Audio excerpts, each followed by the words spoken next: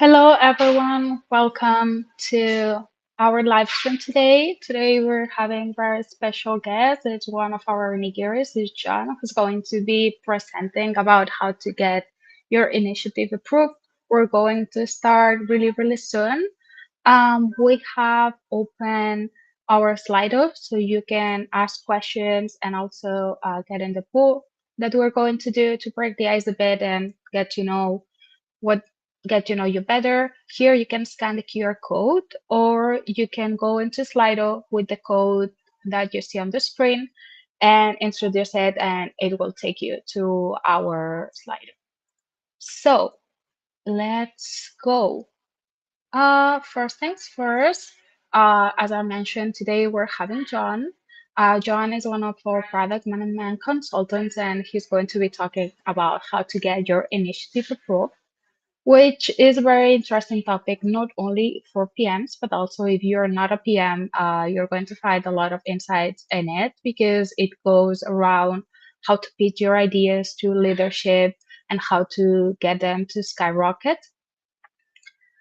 And about me, I'm going to be hosting the live stream today. My name is Andrea, and I'm the growth marketing manager at Product People. I've been at Product People for around 2 years, and I've been working marketing for 3 years. I worked previously in business development, and I've also been in digital marketing agencies doing lead generation in B2B, and also in B2C companies like beauty and cosmetics. And what about us? Like us, the host of this event, we are product people, and what we do are interim product management services. We also do product operations and transformation, and we always do it via our in-house staff. And as a way for us to share our knowledge with our community, because we are more than 40 PMs in-house, and that means a lot of like high brain. We host free events and tag for our community. We have around 50,000 members at the moment. We do online events like the one you're watching, but we also do offline events around Europe. And right now, to break the ice, we want to get to know you better. So go into Slido, either scan the QR code here or introduce the number you see on the screen and reply to the question we have. The question right now is what's the biggest barrier you face when trying to get your product management initiatives approved within your organization? Option A is lack of clear business case or return of investment. B, insufficient stakeholder alignment or buy-in. C, internal resistance to change from leadership. And D, poor timing or competing priorities. And we are going to wait for you to vote. We're going to wait around 30 seconds. I don't know if John has any gut feeling of what is going to be the winning option. I personally think sometimes it's a bit of a mix of all of them, but we'll see what our audience has to say. Again, you can find this question on Slido. Let's see how it goes. Personally, I believe it's yeah. For me, it would be C, but we'll see.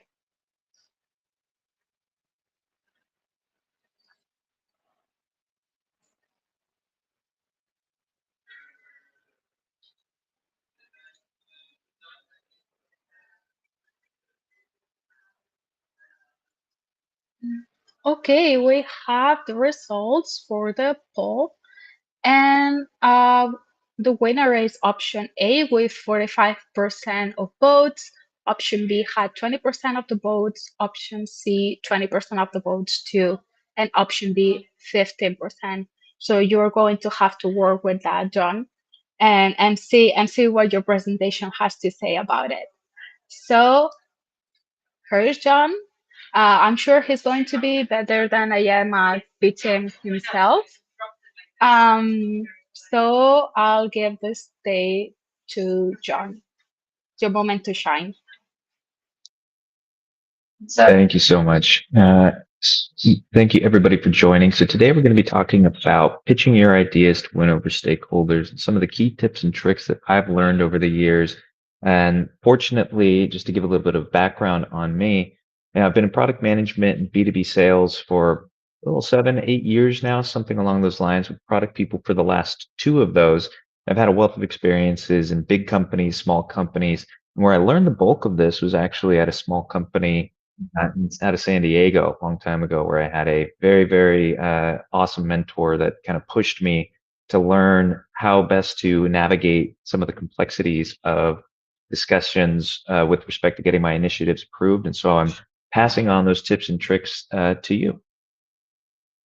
So, 5 key components of an initiative pitch. What are the things that I think are absolutely paramount in order for you to get past some of the objections, so to speak? What are some of the key things? And this doesn't have to be ultra complex. As you'll see, I have an example at the end in terms of what your presentation looks like. It just has to have the key information and some of the tips and tricks that you do that are happening in the background before you even have this opportunity to pitch your idea in front of, let's say it's maybe you have a steering committee, maybe there's some sort of a decision making process, maybe there's a decision team of sorts.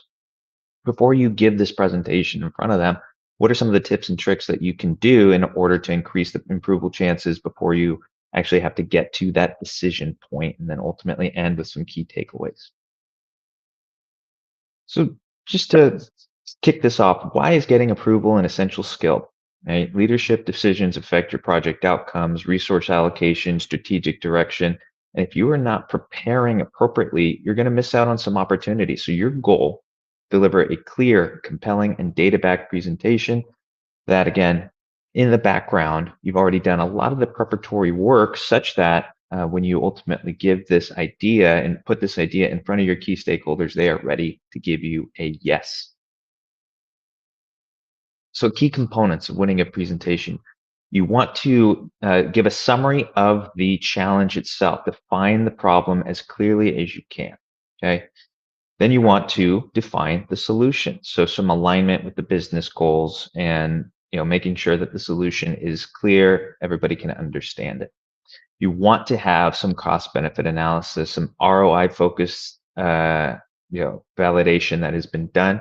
As stated, the number one thing that people find that blocks them or prevents their initiatives from moving forward is having the ROIs not fully fleshed out and thought through prior to having these sorts of decisions being made. Make sure that is done. That is part of the preparatory work. Making sure that you have some understanding of what the resource requirements are, being specific, realistic, but also really understanding who actually needs to be involved.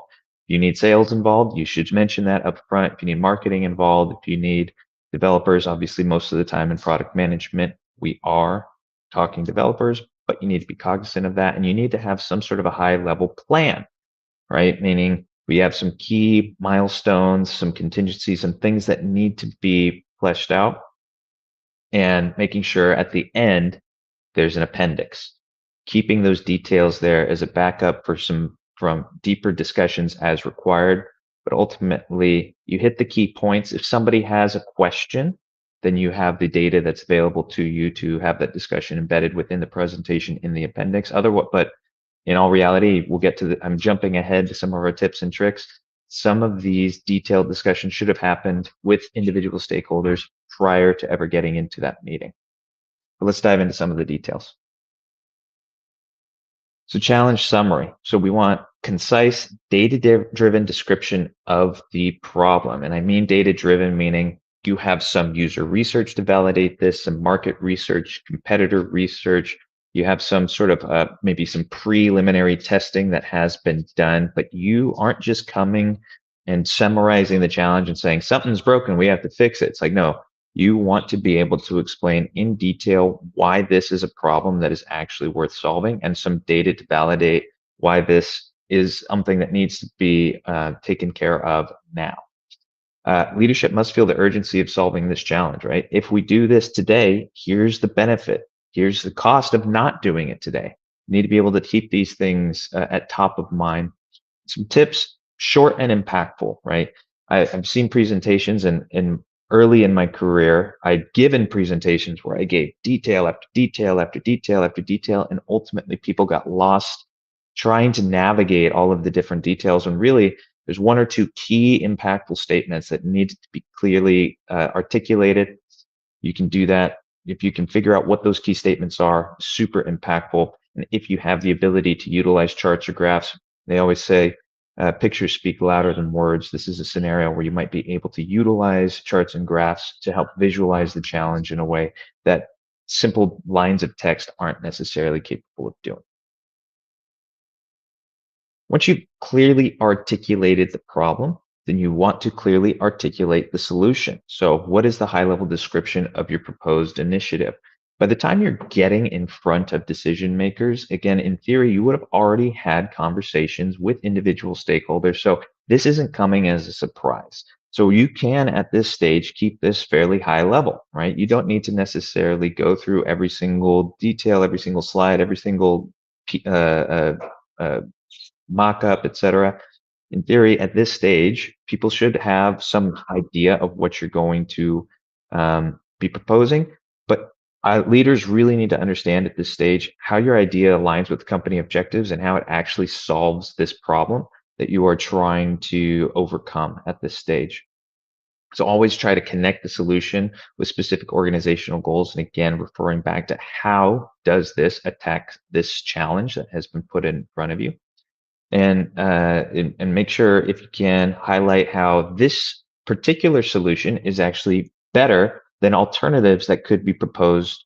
So being upfront and being forward thinking and showing, hey, I've considered option A, I've considered option B, but I'm landing at option C because it really is the best solution for this challenge, is something that your stakeholders want to hear. Because if you're not telling them about alternatives, they are going to tell you about alternatives, which then could throw off your presentation and throw off the opportunity for you to gain approval for your pitch. You need to have a cost benefit analysis, some sort of return on investment. Okay.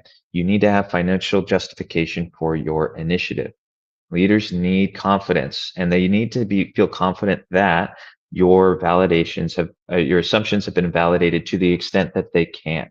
So I highly recommend, when you're working through your cost benefits analysis, when you're working through your return on investment statement of some sort, that you are aligned with finance or your data teams to ensure that you have some credibility.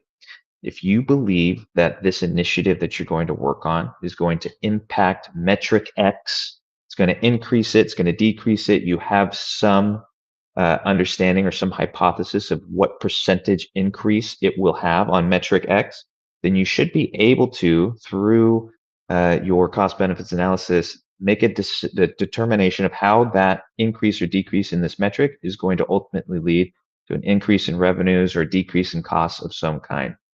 I've previously given a talk on financial tips and tricks for product managers. I highly recommend you review that talk if you are more curious about this and want to dive a bit deeper into financial analysis for product managers. There is a talk on that.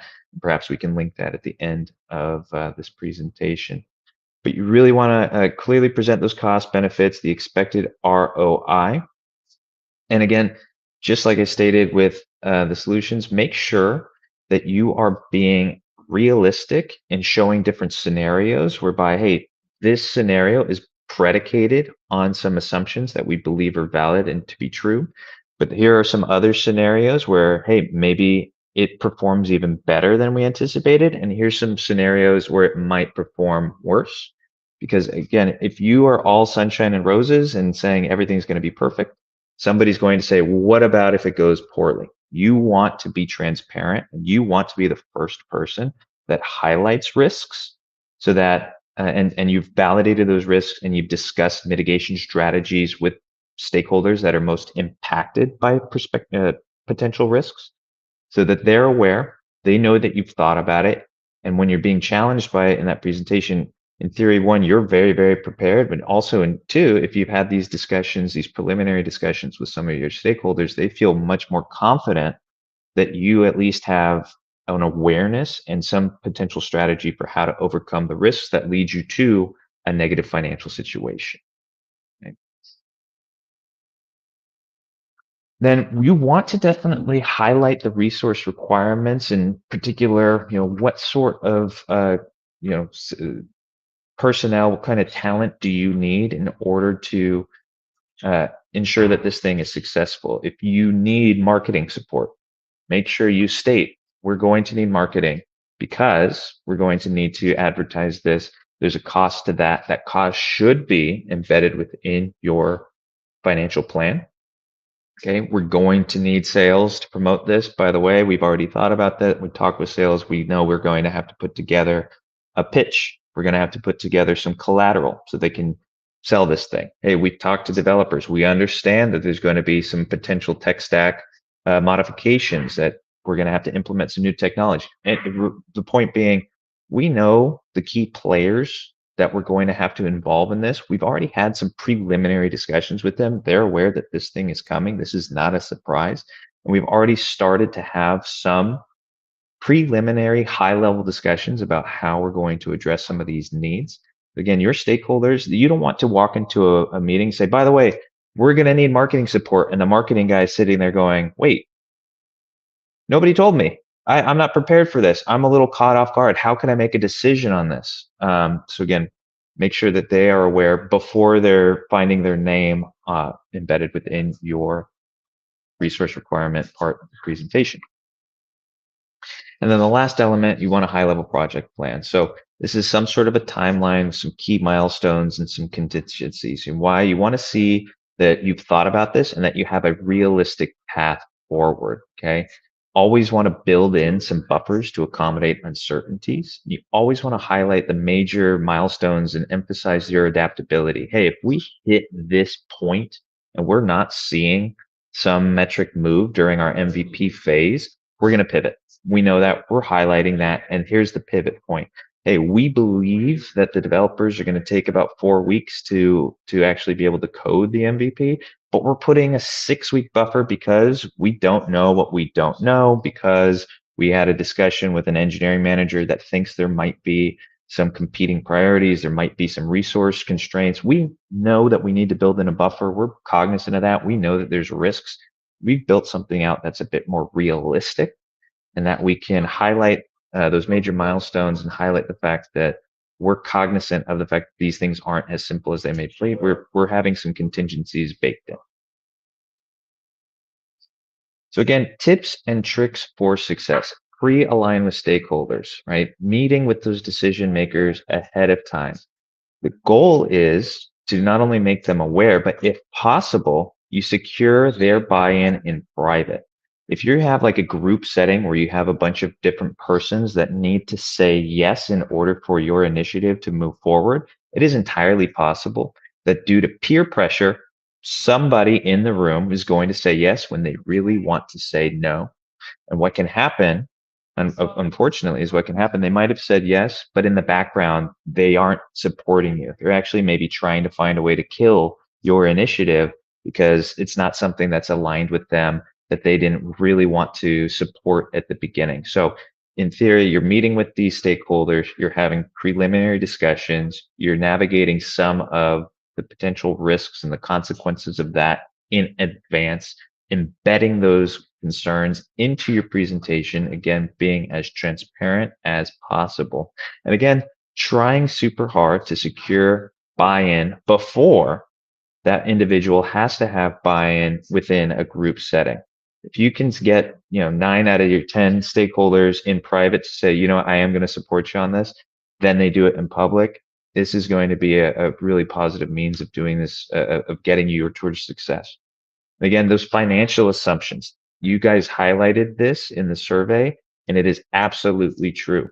You need valid financial assumptions, because if somebody sees your ROI projections and they're completely unrealistic, they aren't really fully vetted, they haven't necessarily been verified by your friends in the finance organization, or maybe you have a data arm that can help you with making sure that some of your hypotheses can be stress tested and understanding, are the parameters for your project really understood fully enough that you can make true, valid assumptions.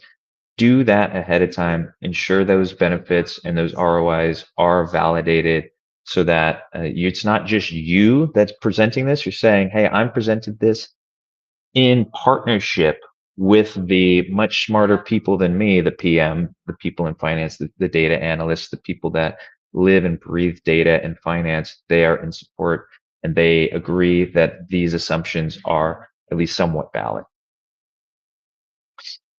You definitely need to be showing that you're considering alternatives, not only alternatives in the problem that you're trying to solve, but in particular in this, it's the solution that you're trying to solve. The organization has aligned already that you want to solve for problem X. There's always more than one way to solve for that. You should be thinking about why yours is the best solution for this particular problem. You need to be, again, thinking it through from the perspective of all of your various stakeholders. Why would they also agree with you that this is the best path forward? Okay. And you also keep in mind, different departments might have different opinions. Again, aligning with them ahead of time and making sure that they fully support you is hypercritical, because if you don't have that support, this whole thing falls apart. You need to be transparent about your flaws, your limitations, the assumptions that you are making. Because again, if you are not transparent about that, somebody is going to call you out. If you're going to say to the organization, we've considered what happens if we go down this path, they're going to at least be happy that you've thought it through, that you have some risk mitigations in play, and also be transparent where you might be able to bridge the gap as a part of this initiative, whereby you say, look, we believe there's a hypothesis here. That's why we're starting with an MVP before we fully launch. That's where we have that pivot point decision that I mentioned briefly before, part of the project plan per se, whereby as part of this, we know there's some tests that we need to do. We know there's some interviews that we need to conduct. We know that there's some additional research that's required, but we're getting ahead of that now. We're going to address these things. We're aware of those things.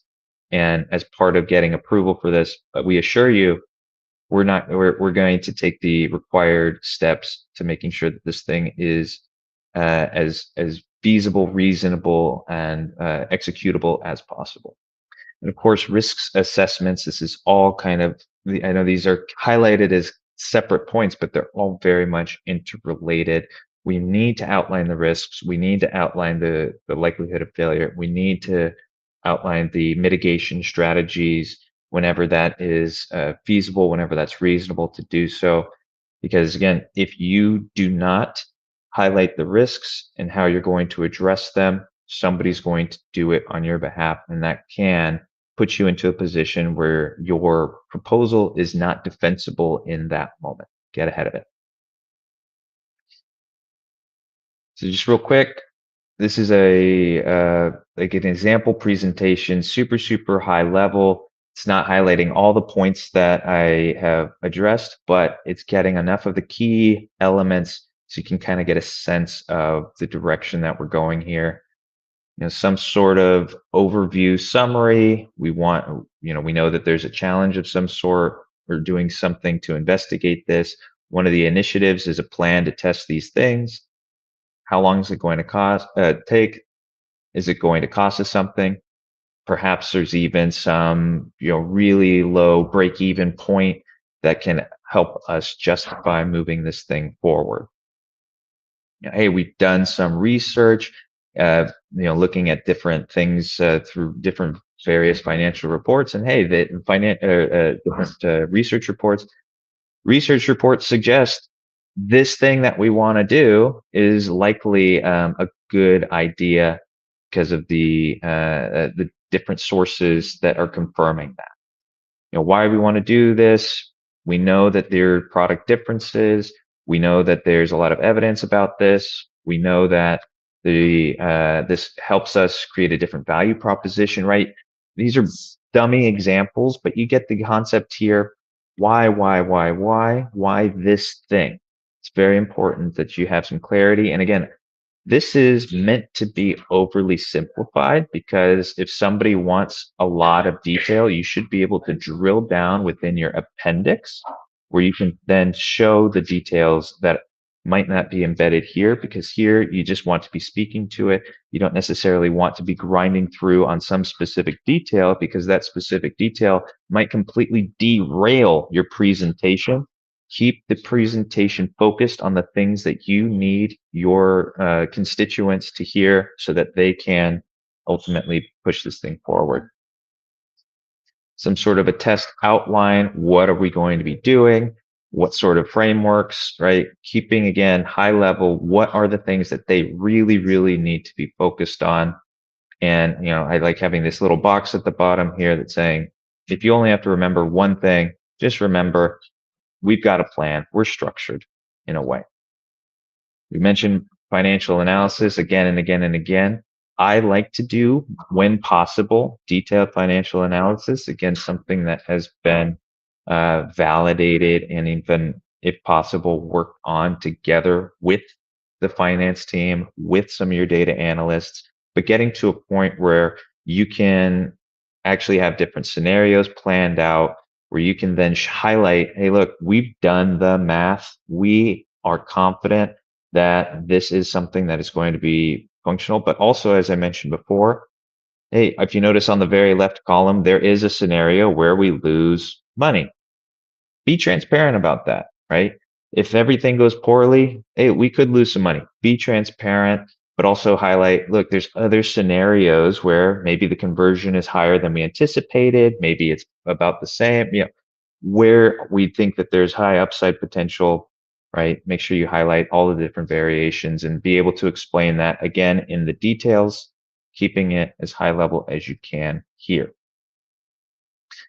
Again, some high level project product scope, saying this is when we're starting, these are some of the key points that we're going to get to. Coding will end here. We'll do some beta reviews, some release, some monitoring, right? There's some pivot point that's supposed to be embedded within here, but the idea is you've thought this out. You're not just saying we're going to start tomorrow and then somebody's going to go, and then what?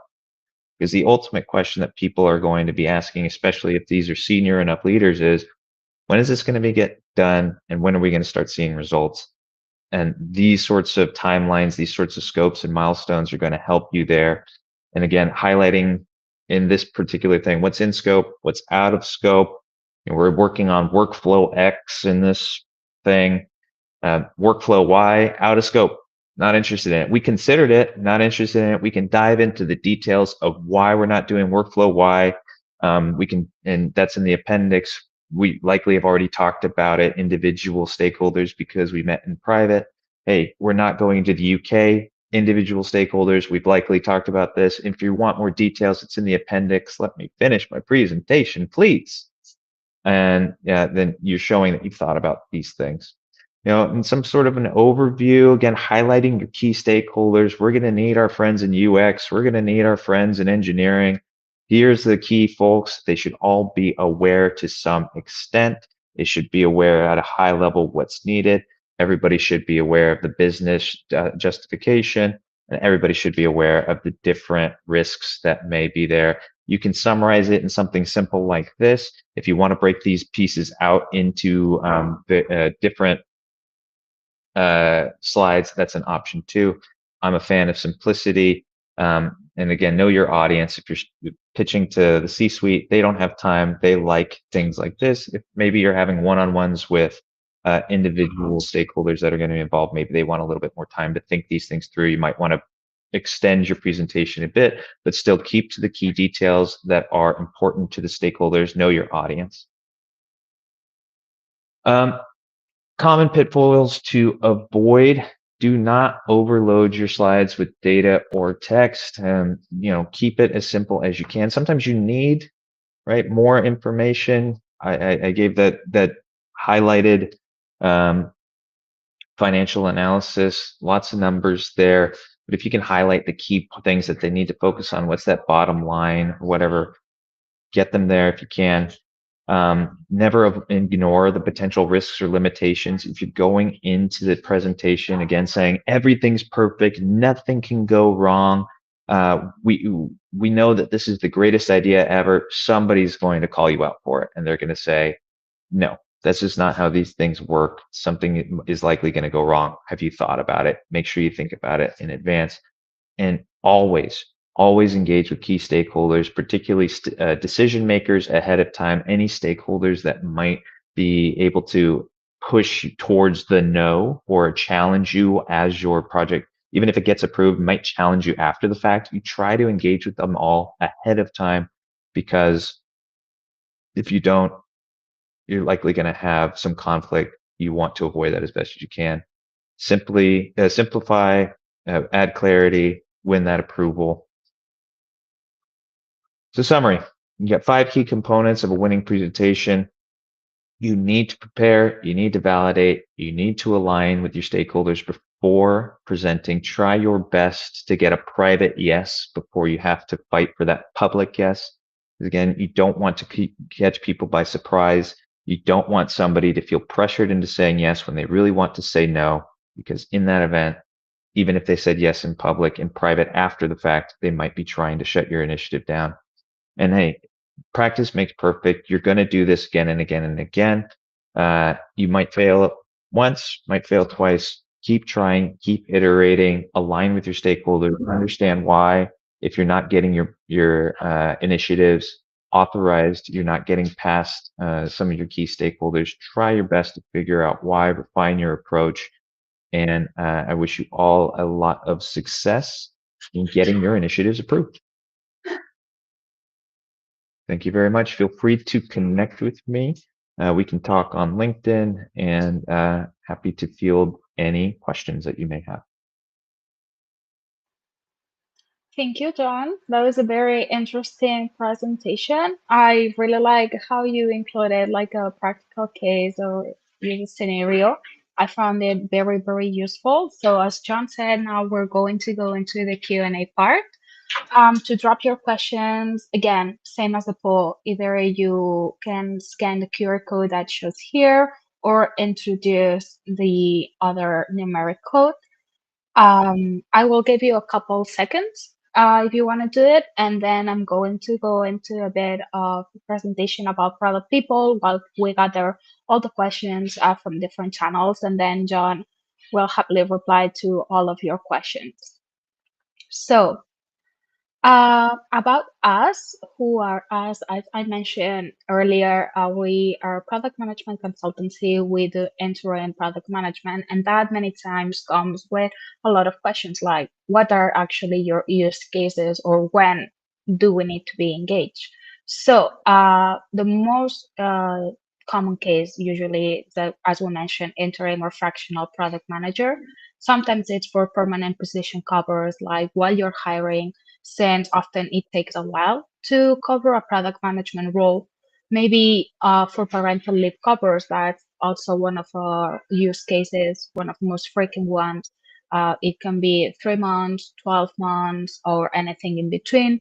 Also for important and urgent initiatives like driving product discovery, or if you receive funding and you need a product team or a product manager as soon as possible. That's one of our use cases too.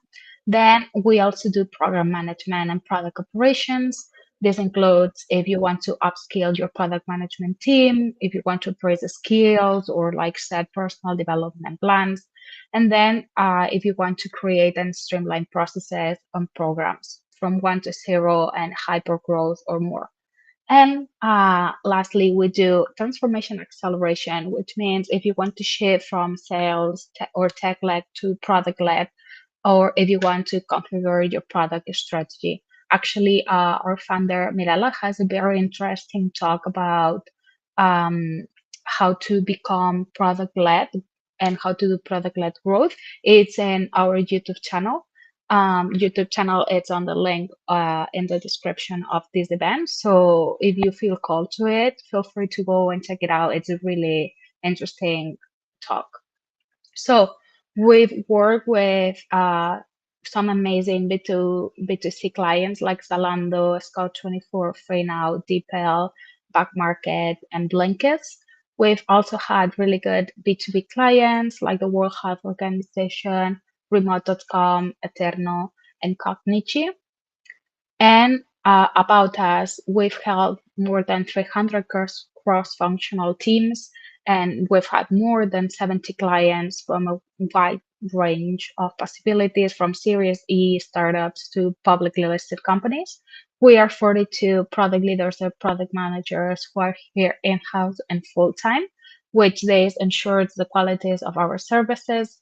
And we have 62% of women in our team, 66% of them in leadership, and we will have a strong bias to promote internally and attract more women to the tech industry. So here it's the time for the Q&A. Again, here's the QR code and here's the numeric code, so you can introduce them to Slido. Let me check the questions. So, the first question for you, John, is how do you uncover the ROI on a new product? Yeah, if we're talking like a 0 to 1 product, this is where you get to this very stereotypical, all these different types of experimentation, things that are meant from books like The Lean Startup can discuss this a bit better than I can at this stage for sure. But the idea being you want to look for comparables. Often, it's very rare that a product that we are developing is brand new and isn't touching a current use case that's somewhere in the marketplace, right? So if we're thinking Uber, before Uber, it was just taxis, right? So how do you want to price your product, the rides that you're ride sharing with an Uber? Compare it to taxi rides, right? If you are trying to do a video streaming service to compete with YouTube, what you want to understand is how did YouTube make money? You know, what are some of the things that you can learn from them in order to get a general sense of, you know, what is the ways that the levers that you can pull on in terms of ad tech and revenue and so on. But there's other sort of tips and tricks. And again, utilize resources like the Lean Startup, where you can start doing things like a dummy landing page where you put a website that's not fully fleshed out for an idea that hasn't even been produced just yet or developed and say, here's an idea of a product. Would you be willing to pay? If you're interested, it's $50. Click here if you're interested.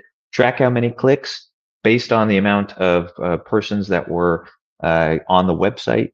There's some indication there of what an ROI would be if you can make some assumptions about what the actual conversions would be based on some sample prices or something along those lines that you put out there. The point is, you can experiment with different tools and tactics. Again, books like Lean Startup, there's a bunch of different resources online about different ways of doing sort of verification testing of sorts, but also comparables.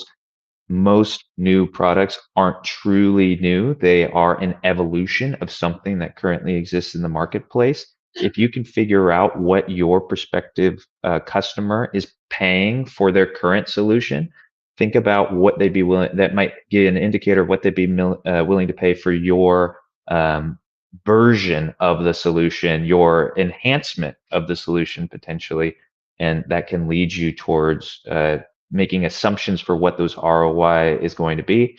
And then as you progress through your initiative, you're doing test and learn, you might actually get some real live data as these things get out into the marketplace that can then help you understand what the actual ROI is and determine if you were right in your assumptions. And sometimes you're going to be wrong, and sometimes you're going to be in a bad way, and sometimes you're going to be wrong in a great way where you thought it was only going to be X and it's X times 10. But it's test, validate, and use comparables as much as you can. Great, thank you, John. That was very insightful. So, our second question is how do you deal with gaps in the data, like, for example, lack of evidence that you can reach intended product outcomes? Yeah, when you have lack of data, you need to be transparent about the lack of data and think about different alternative or different means in which you're going to bridge the gap between the data you have and the data that you don't have.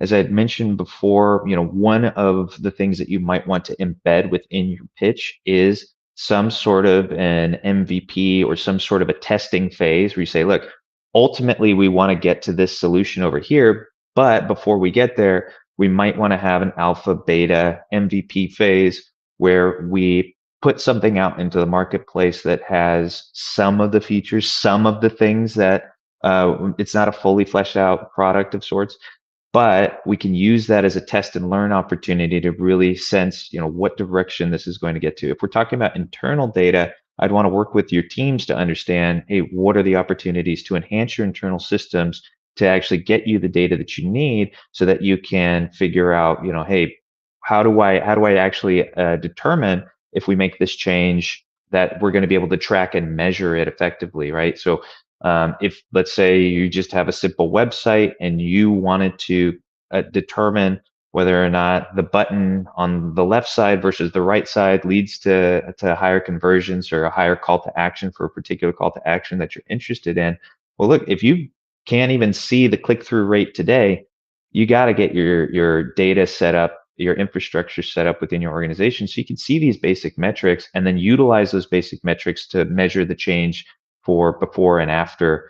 And there's a bunch of different ways to do this, a bunch of different programs that exist. You can develop this stuff in-house, but lots of tools that exist in the marketplace to help you capture the data. I think what's most important is that you have a general sense of what questions you need to answer, and then let those questions determine the type of data that you should be seeking, and then figure out within your organization what internal, external sources can help you fill in that gap. But what's most important is, do you know what questions you need to have answered and in order to validate your hypothesis? And if yes, cool, then that leads you down the path of getting the right data system set up so that you can monitor the effectiveness of whatever you're proposing. And again, be super, super clear and transparent with your stakeholders. Hey, we don't have the answer to this right now because we don't have the system set up. Maybe part of this initiative is actually getting that system set up. And look, that might even be initiative 1A of 1B or something along those lines, that you can use this saying, like, wouldn't it be great if we could do this thing, but we don't feel comfortable because we don't have the data.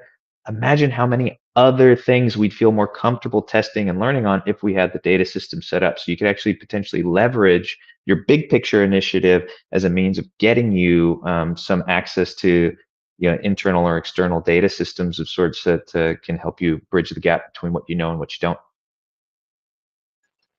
Great. Thank you, John. Let's go to the third question, which is a lot of times good presentations aren't as important as good presenters. Any tips on building presentation skills in these scenarios? Practice, practice, practice, practice, practice. You've got other team members that you are working with. Have them pull them aside saying, would you be willing to hear me pitch? Would you be willing to poke holes in my presentation and help me get past the parts that I might not be comfortable with? You have these stakeholders that you're interacting with. Meet with them in advance and talk to them and say, hey, does this make sense to you? If not, tell me why not, so then I can uh, overcome that. I can modify my presentation in some way to help it overcome that. But in terms of just general presentation skills, like there's things like Toastmasters where you can go and speak in front of an audience. There's things like improv classes. I think that can be fun, where it helps you to think on the fly and just get comfortable speaking in general. But the point is, it's a combination of things. If we're talking generic presentation skills and the ability to speak publicly, practice, practice, practice, get as many repetitions as you can. It becomes a trained muscle. Many of the folks that I interact with here at Product People or in the product community in general, some of the best speakers are the ones that'll tell you, hey, I'm actually an introvert, but I just done this so many times that I'm used to it. So that's just the general presentation skills, but specific to what you're trying to pitch, get as many reps in, prepare as much as you can, and communicate with and use your colleagues and hey, even use your friends and family. Can you just let me talk in front of you and tell me if this makes sense? If not, and then they're going to give you feedback you can utilize to enhance your presentations. Cool. That's actually super, super useful. Let's go for the fourth question, which is when a proposed initiative is rejected, what's the best way to respond or pivot to improve the chances of approval later on? Yeah, you always want to understand why. Why, right? So if it's not clear in the meeting why something was rejected, if that wasn't communicated effectively, I would like to go to each of those individual stakeholders and say, hey, what did we miss? What is the discrepancy between what I presented and what you're expecting at this stage in the organization? Perhaps there's things like, hey, we want to go in a particular strategic direction, and it wasn't clear how your initiative it was in alignment with that strategic direction. It might be something like budget constraints. Hey, you're thinking about a project that has a 10-year outlook, but in all reality, we're having cash flow problems today. We're only looking at short-term wins. We're looking at those low-hanging fruit bets, and you're thinking about something big picture. Understand the context of your organization. How does your organization make money? What are the different things that are ultimately very important to each of your stakeholders? Figure those things out in alignment with them so then they can help you figure out what are the key elements that are very, very important within your organization. So you make sure that those are embedded in your pitches from that point forward. If your company says, hey, all we care about right now is revenue growth, and you're pitching to them a cost saving opportunity, they might be like, that's interesting, but it's not going to impact our revenue growth, right? What is the context? What are your current company challenges? How is what you are presenting in alignment with that? And what are the key factors that are going to get you to yes with each of those particular stakeholders? Because, hey, maybe it's something as simple as like, the marketing team has a marketing strategy that even though this might be the best thing from a big picture business perspective, they have some campaign that they need to get launched in the next month, and it might just be a timeline issue. Figure that out, but you can't figure that out in a vacuum. You need to communicate, you need to engage with your stakeholders, and you need to understand what's important to them so that you can ultimately win them over and get your initiatives approved. We actually, the fifth question, it's very similar to one, but with a different angle. And it says, what's the way forward when you experience rejections while presenting your initiative or proposal, despite receiving generally positive feedback beforehand? Yeah, this is scenario based where look, maybe something changed in between when you had these initial discussions and the time that the meeting happened. We don't always know all the information and what's happening at the organization. We maybe your company is about to get acquired. It might not make sense to launch this thing right now because we're about to get acquired and therefore leadership's going to change and therefore strategy is going to change. And therefore, even though this made so much sense yesterday when you were talking to me about it, literally in a matter of 24 hours, we got new news, something has changed, right? So like whenever you get the rejection, don't take it personally. Hey, it's always something within the organization. There's some justification for it. It's again back to what I was saying before. Just try your best to understand why, align with those stakeholders, and try to get to some clarity. So then, hey, maybe we're heading in the wrong direction from a strategic perspective. Now you know to focus your efforts elsewhere, or now you know where the company is focusing their efforts. So then perhaps you can be in support of some other teams and some other products and some other projects within the organization where you can be better utilized in that way because maybe it just happens to be that the thing that you want to improve just isn't the right thing today, but you won't know that unless you learn, unless you ask. And again, you get the no. Doesn't matter. It's if you did overcome, learn, grow, and try again. Awesome. Thank you, John. We go for the sixth question, which is says, any tips on how to get data on a discovery initiative impact, like for example, challenge, solution, cost benefit analysis, and so? Yeah, I think if I understand, it's very similar to what I had said previously before.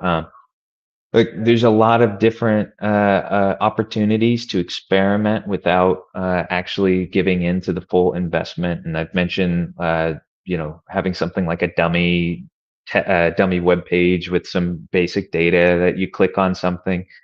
Nowadays, it is so easy to experiment as a consequence of AI generated web pages, mockups, etc. Maybe it's as simple as having a Figma workflow and putting it in front of a couple of users and saying, like, hey, imagine if the website, I know this isn't the website, but imagine if the website acted this way. How would you feel about it? How would that, maybe that's the wrong question to ask, but maybe monitoring them, do they engage with it differently?